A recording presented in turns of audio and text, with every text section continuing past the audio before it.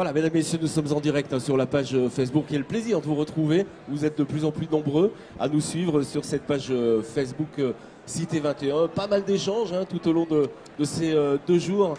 Autres échanges et autres tables rondes. On va parler de cette agence technique départementale qui va être au service, qui est au service des maires et de la Côte d'Or. Donc on va essayer de comprendre ses rôles et ses missions. On accueille sur le plateau François-Xavier Dugourc, vous êtes premier vice-président du conseil départemental de Côte d'Or. Alors dans ce contexte budgétaire actuel et au regard des évolutions législatives récentes, quel est l'avenir du département parmi les autres échelons des collectivités locales ? Oui, c'est vrai que le contexte financier est très contraint. Néanmoins, je suis convaincu, mais je ne suis pas le seul, que le conseil départemental et que les départements ont encore un grand avenir devant eux. Pourquoi ? Déjà parce que notre pays, il n'est pas homogène. Il y a des parties très urbaines. Évidemment, on ne peut pas raisonner dans les grandes agglomérations comme en milieu rural ou semi-rural. Et la Côte d'Or est un département qui a à la fois une structure urbaine importante entre Dijon et Beaune, mais un milieu rural très important. Et là, le conseil départemental a toute sa place parce que on le voit bien entre les grandes régions qui ont quand même du mal à se trouver incontestablement et en particulier en termes de proximité avec les citoyens et les métropoles dont certaines d'entre elles ont aussi un peu de mal et qui sont déjà des statuts juridiques avant d'être des réalités économiques et humaines. Eh bien entre ces grandes régions et les métropoles, il y a une vraie place, il y a un besoin des départements en lien avec les communes, les intercommunalités, c'est notre ADN. Parce que si on prend par exemple la Côte d'Or, la métropole de Dijon c'est 24 communes, mais la Côte d'Or c'est 704 communes. C'est ça, bien sûr. Qu'est-ce qu'on fait des 680 autres ? Et donc le département doit travailler avec elles. Alors justement François-Xavier Dugourc, quelles sont les actions du département de la Côte d'Or justement en soutien aux maires et particulièrement dans le domaine de l'aménagement du territoire ? Ouais, ces actions sont extrêmement nombreuses. Comme je vous l'ai dit, c'est vraiment notre ADN, le lien avec les communes, les intercommunalités, avec toute une série d'actions de soutien des communes, des intercos. Ça passe par les routes, évidemment, c'est la base. Toute une série de programmes de soutien au patrimoine, en particulier aux bâtiments communaux, et puis des interventions dans le domaine social, dans le domaine de la culture, à travers les bibliothèques, à travers un programme qui s'appelle Aresen. En matière de logement, avec le bras armé du département qui est Orbitis, que je préside, l'Office départemental de l'habitat.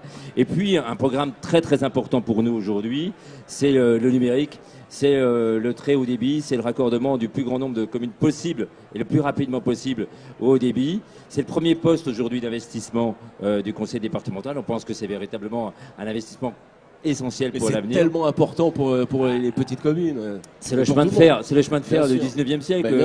Aujourd'hui, au 21e siècle, le raccordement au haut débit est fondamental pour toutes les communes, pour leurs familles, mais également pour tous les acteurs économiques, les PME, les commerces. Donc on en a fait notre priorité avec un investissement massif, près de 130 millions d'euros, jusqu'à 2020 qui va être consacré à ce travail d'aménagement numérique du territoire. Donc c'est fondamental pour l'avenir. Bien sûr. Alors on va se tourner du côté de Jacques Jacquenet. Vous êtes président du CICECO, vous connaissez bien sûr. Alors d'où on parle de cette agence technique départementale, d'où est venue l'idée de mettre sur pied cette agence technique départementale et pourquoi le CICECO, quel va être le rôle et quelles vont être ses missions ? Eh bien, je vais déjà rappeler en 2 mots. Quel CICECO ? Oui. Vous savez qu'en Côte d'Or, on parle de nombre de communes. On a parlé tout à l'heure, François-Xavier en a parlé. Bon, sur les 704 communes de Côte d'Or, 680 communes font partie du CICECO pour 290 000 habitants. Mais sur ces 680 communes, il n'y en a que 19 qui ont plus de 2000 habitants. Donc vous voyez, nous sommes vraiment pour les communes rurales. Nous les défendons, nous sommes... Et moi, je tiens que les services du CICECO soient vraiment, c'est la proximité, qu'on soit près de nos maires. Moi, comme je dis souvent, les maires, ce sont nos clients.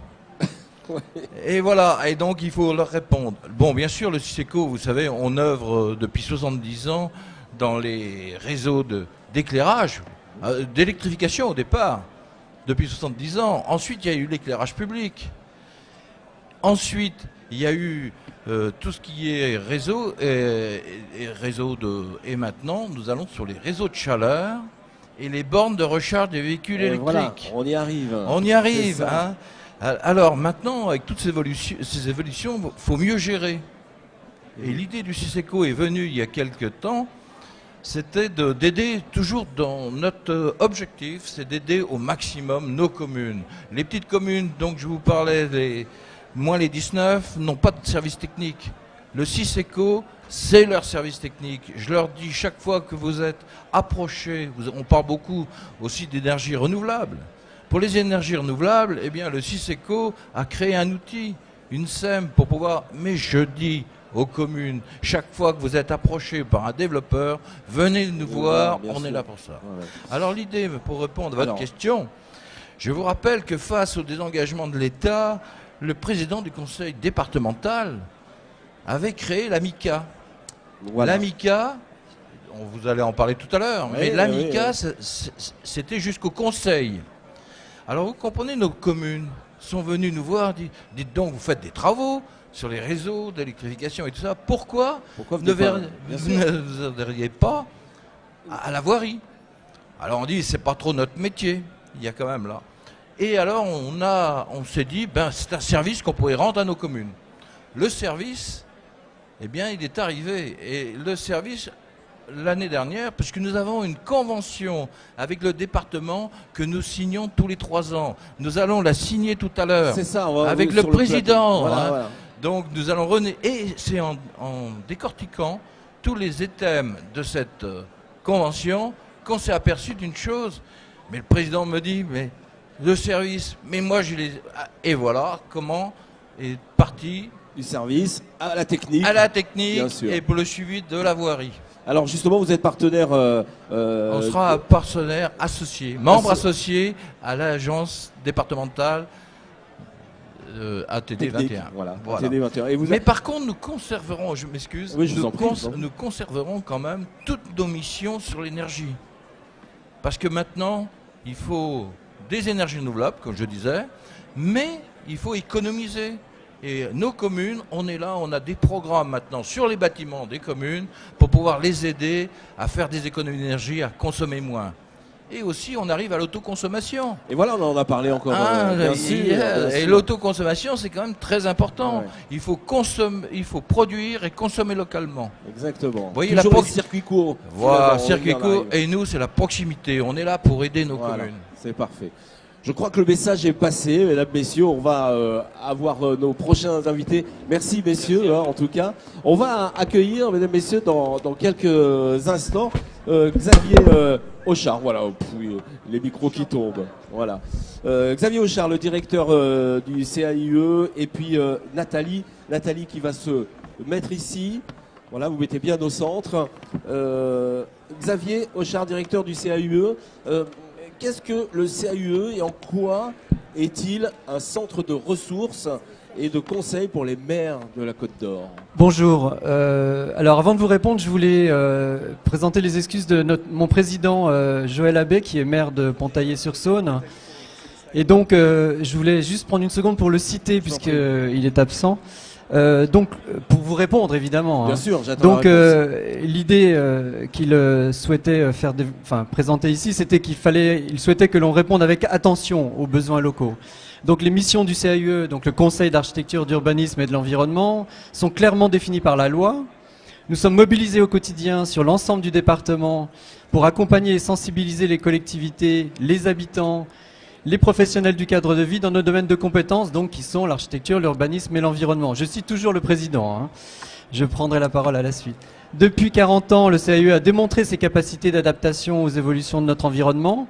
Les nombreuses mutations actuelles, culturelles, territoriales et législatives, on en a parlé hier longuement, nous obligent à être attentifs aux attentes de nos bénéficiaires pour toujours mieux y répondre en préservant notre objectif de promotion de la qualité de l'architecture, de l'urbanisme, de l'environnement et du paysage. Voilà, donc ça c'est vraiment les propos introductifs que souhaitait faire le président Abbé.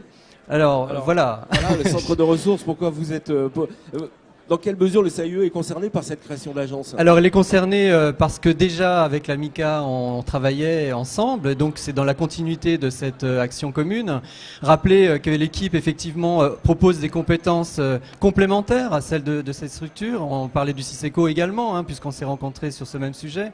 Donc effectivement pouvoir offrir des compétences en architecture, en urbanisme, environnement. Je vous rappelle qu'on a 3 architectes dans l'équipe, 2 paysagistes, une urbaniste. Ouais. Donc c'est vraiment une capacité technique d'accompagnement au quotidien des collectivités qui est conséquent, surtout par rapport aux préoccupations du département, puisque notre territoire d'intervention c'est bien le département, donc on partage le même territoire d'intervention.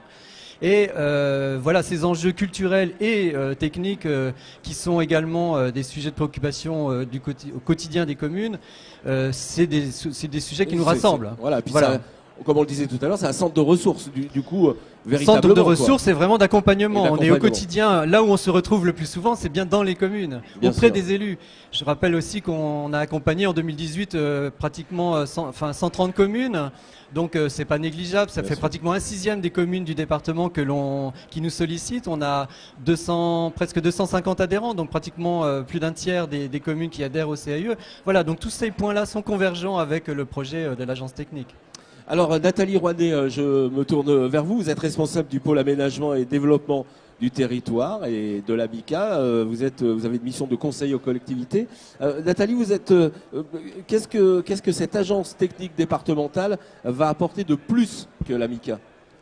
Alors de plus que la MICA, beaucoup de choses, je l'espère, hein, puisque notre objectif, c'est effectivement de faire converger toutes les synergies qui existent en Côte d'Or au service des collectivités, pour rendre un service plus clair auprès des communes et plus complet.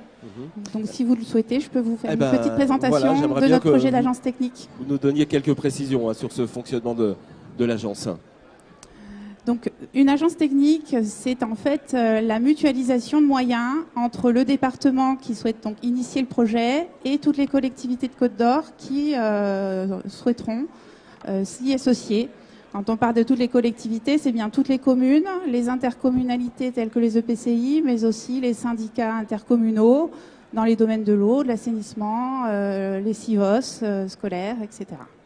Et donc toutes ces collectivités qui souhaiteront mutualiser les moyens se mettent ensemble dans un établissement public administratif, agence technique départementale. Et clairement, le département a souhaité qu'on soit associé avec nos partenaires que sont le CICECO et le CAUE, parce qu'on a des compétences convergentes, comme vient de le dire M. Auchard, et complémentaires. Donc voilà, on peut schématiser un peu une organisation comme ça. Cette agence technique qui serait composée des adhérents principaux de département, les collectivités, comme je viens de le dire, qui seraient adhérentes aussi, et nos membres associés CAUE, CICECO, qui siégeront aussi au sein de cet établissement public. Je vois des logos euros. Vous pouvez nous expliquer?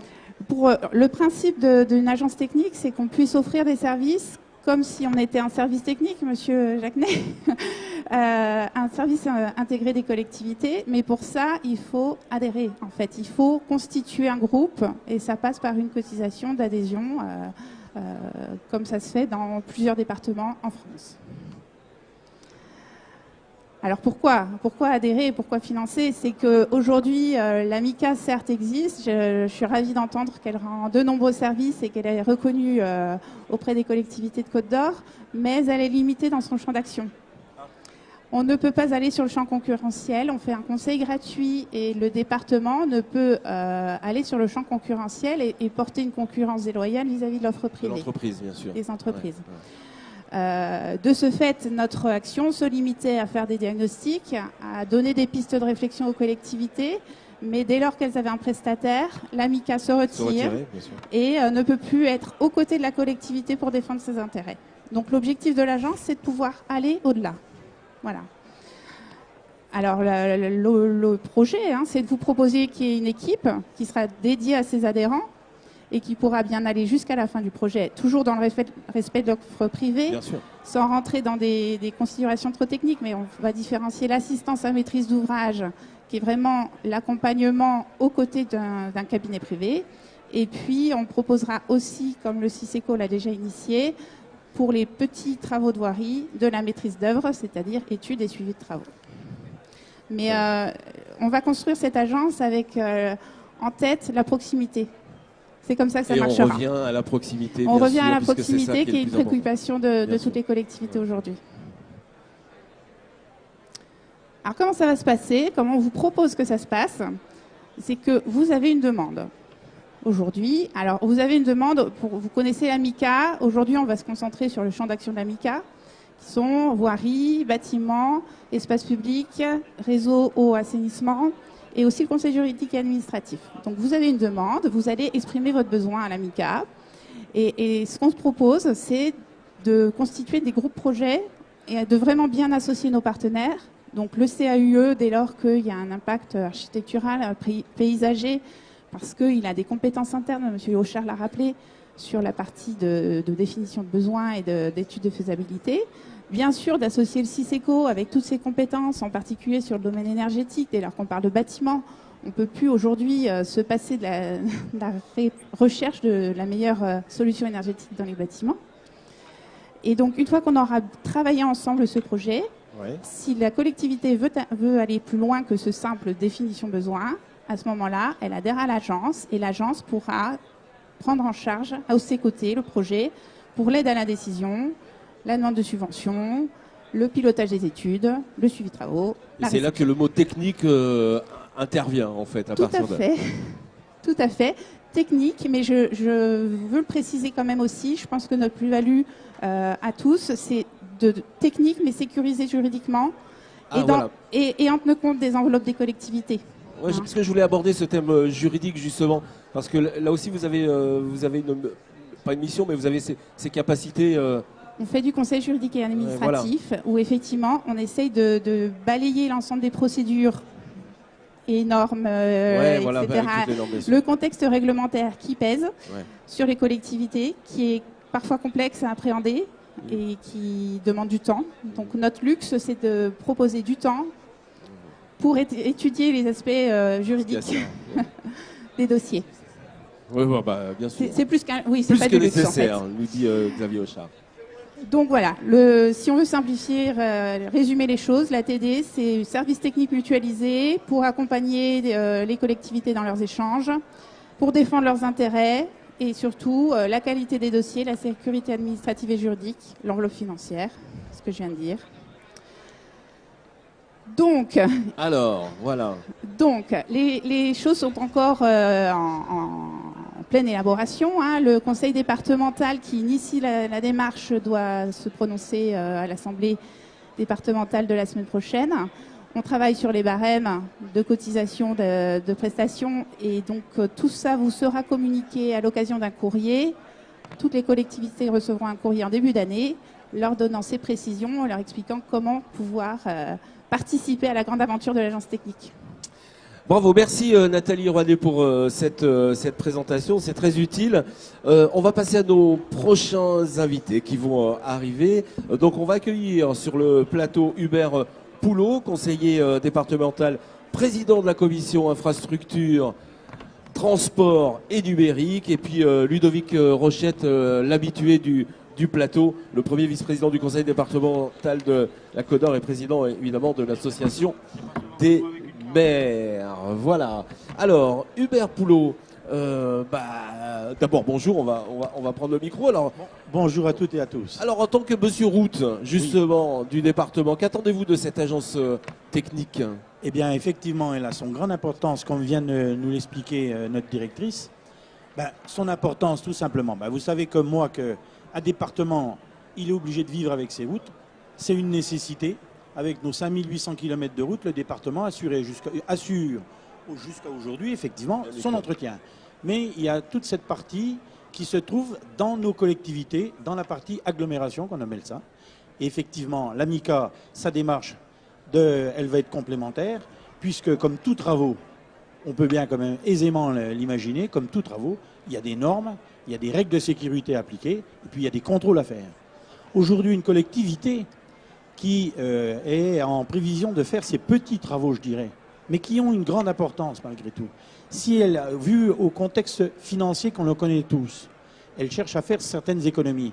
Et des fois, à se soustraire effectivement d'un bureau de maîtrise d'œuvre, ce qui est très dommageable pour l'infrastructure. D'où C'est effectivement, même inquiétant d'ailleurs. Hein. très inquiétant, d'où l'intérêt effectivement que ce nouvel organisme lié avec l'AMICA vont venir en assistance auprès de nos collectivités. D'accord. Une sorte de direction générale des techniques des petites communes. Voilà, Hein. tout à fait, technique. Voilà.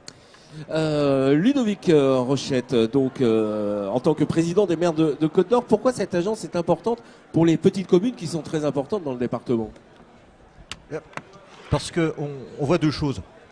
On voit que les mairies n'ont pas forcément la taille critique pour avoir des services organisés en termes notamment d'ingénierie.